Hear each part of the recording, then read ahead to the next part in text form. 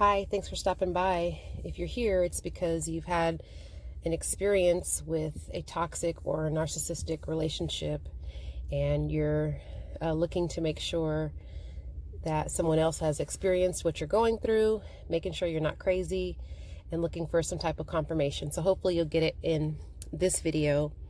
If you are stopping by, please don't forget to subscribe. That will motivate me to make more videos if I know the content is helping someone. But the title of this video, we'll go ahead and jump right into the content, is The Empath is the Demon Narc's Trainee.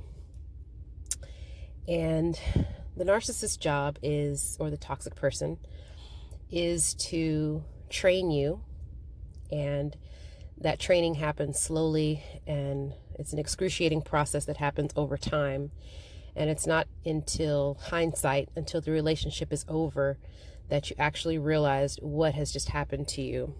And so I want to give you 3 ways that narc demon erases your boundaries. And the 3 areas are socially, financially, and emotionally. So let's talk about socially. So let's say you have a great group of friends. You have been a social butterfly. You just love talking to people. You're not really you're not going to nightclubs and stuff like that, but you just enjoy being out with people, maybe at a coffee shop, talking to people at the gym, maybe even at church, whatever. Once you enter into a relationship with a toxic person or a narcissist, they will slowly begin to have you cut those relationships off. It's going to be because they want to spend more time with you, quote unquote. They want all of your attention. And at the base of it, it's because the narcissist is not a social person at all. They don't have a lot of friends. They don't know how to be friendly. They don't know how to maintain relationships. So once they've kind of got their teeth in your neck, now they're going to hold you down and start to isolate you from all your friends. So one day you look up and you realize, man, I'm by myself. Where's all my friends? I'm spending all of my time with this person, and they have completely detached me from my social circle. So that's socially. Financially, let's talk about that, number 2. Another boundary that gets erased slowly and over time.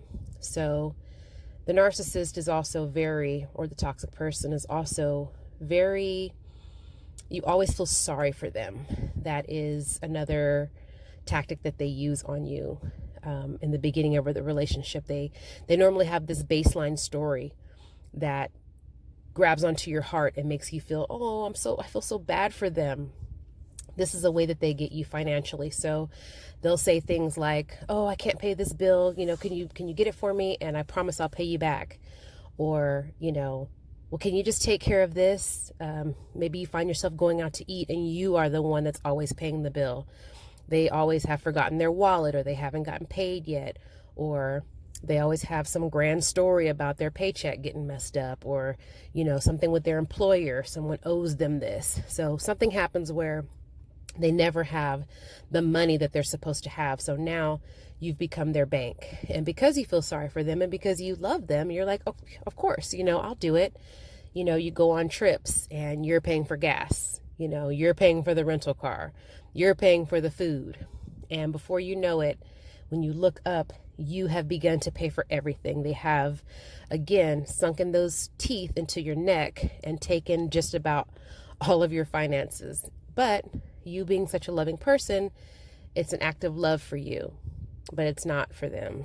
Just another way that the narc demon drains your finances from you. Number 3, emotionally.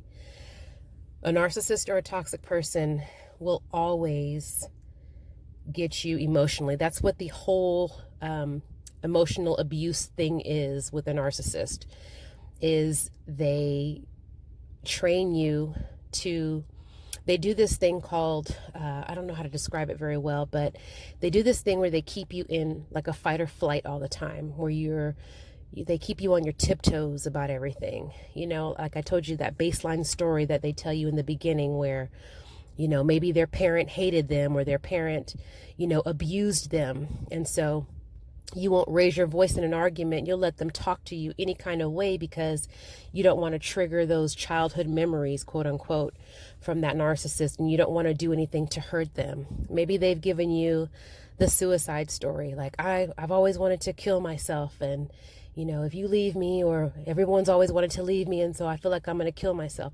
That's another thing to keep you on eggshells. It keeps you in fight or flight, where you lose your voice over time. You're not able to say what's on your heart and what's on your mind because they've got you pinned down and they've got that duct tape on your mouth. Okay. Another thing is maybe you are in a conversation with the narcissist. Another thing that they're really good doing that creates a lot of confusion in your mind is something called word salad.